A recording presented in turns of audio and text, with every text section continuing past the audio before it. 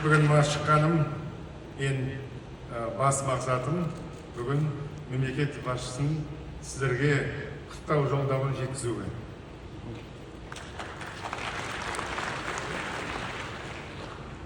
Қазақстан Республикасының президенті Қаныш Сәтпаев атындағы Қазақ ұлттық техникалық зерттеу университетінің ұжымына, кадрлы қауым, сіздерді Қаныш Сәтпаев атындағы Қазақ ұлттық техникалық зерттеу университетінің құрылғанына 90 жыл толуымен құттықтаймын.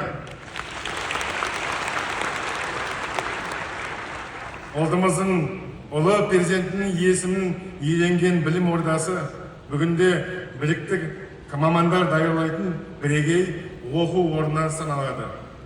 Университеттің ғалымдары мен оқытушылары геология, тау кен ісі, металлургия және басқа да салаларды дамытуға зор